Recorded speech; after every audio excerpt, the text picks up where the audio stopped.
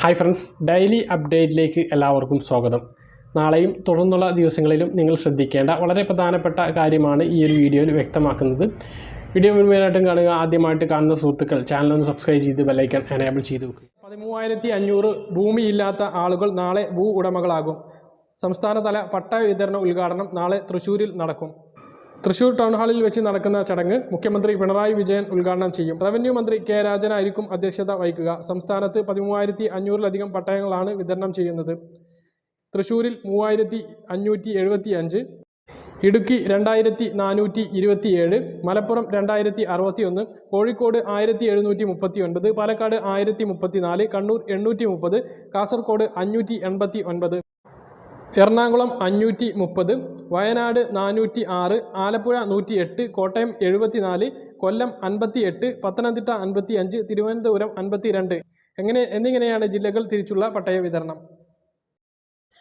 ഇനി പറയുന്നത് മോട്ടോർ വാഹന വകുപ്പിൻ്റെ ഒരു മുന്നറിയിപ്പാണ്. ലൈസൻസ് സംബന്ധമായും വാഹന സംബന്ധമായുള്ള സർവീസുകൾക്ക് വേണ്ടി കേന്ദ്ര സർക്കാർ ആരംഭിച്ച പരിവാഹൻ സേവ വെബ്സൈറ്റിന് സമാനമായ വ്യാജന്മാരുണ്ട് എന്ന് വാഹന വകുപ്പ് മുന്നറിയിപ്പ് നൽകി. www.parivahan.gov.in എന്ന അഡ്രസ്സിലുള്ള സൈറ്റിനാണ് വ്യാജന്മാർ വ്യാപിക്കുന്നത്.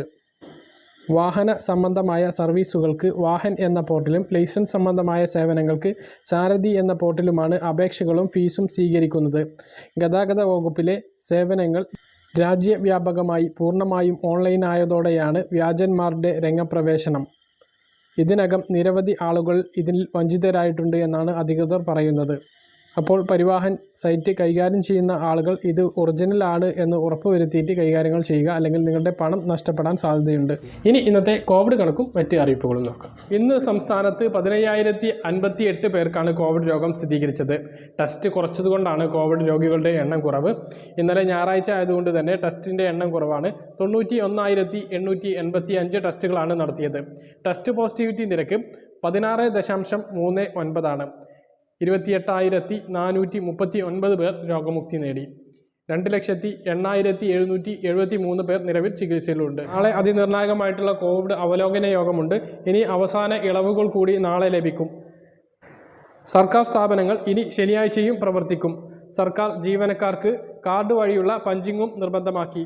കോവിഡ് വ്യാപനം കണക്കിലെടുത്താണ് പഞ്ചിങ് ഒഴിവാക്കിയിരുന്നത്.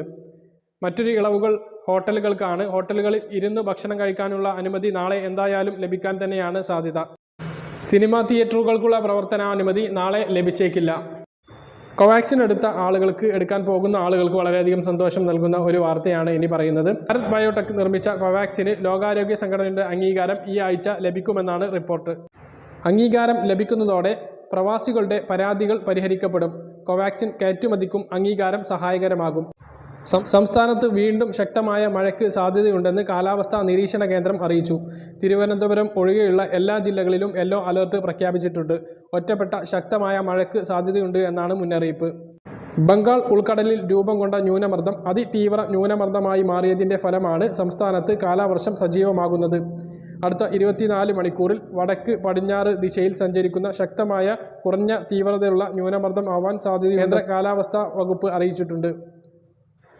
രൂക്ഷമായ കടൽക്ഷോഭത്തിനും ശക്തമായ തിരകൾക്കും സാധ്യതയുള്ളതിനാൽ മത്സ്യത്തൊഴിലാളികളും തീരദേശവാസികളും ജാഗ്രത പാലിക്കണമെന്നും മുന്നറിയിപ്പുണ്ട്.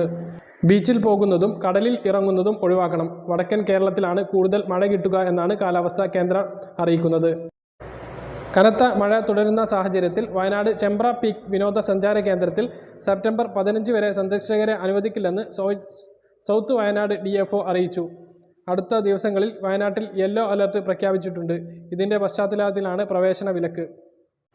അതേസമയം ആതിരപ്പള്ളി വാഴച്ചാൽ വെള്ളച്ചാട്ടങ്ങൾ വിനോദസഞ്ചാരികൾക്കായി തുറന്നു. കോവിഡ് വ്യാപനത്തെ തുടർന്ന് ഒരാഴ്ചയോളം ആതിരപ്പള്ളി വിനോദസഞ്ചാര കേന്ദ്രം അടച്ചിരുന്നു. ആതിരപ്പള്ളി പഞ്ചായത്ത് കണ്ടെയ്ൻമെൻറ് സോണായിരുന്നു. കണ്ടെയ്ൻമെൻറ് സോൺ മാറിയതോടെയാണ് പ്രവേശനം അനുവദിച്ചത്. കഴിഞ്ഞ ആഴ്ച നിരവധി സഞ്ചാരികളാണ് ഇവിടെ നിരാശയോടെ മടങ്ങിയത്. പറഞ്ഞ കാര്യം കൃത്യമായിട്ട് മനസ്സിലാണെന്ന് കരുതുന്നു. ഇതുപോലുള്ള ഇൻഫർമേഷൻ ലഭിക്കാൻ ചാനൽ സബ്സ്ക്രൈബ് ചെയ്ത് ബെല്ലൈക്കൺ എനേബിൾ ചെയ്ത് നോക്കുക. മറ്റൊരു വീഡിയോയുമായി നമുക്ക് വീണ്ടും കാണാം. അതുവരേക്കും ബൈ.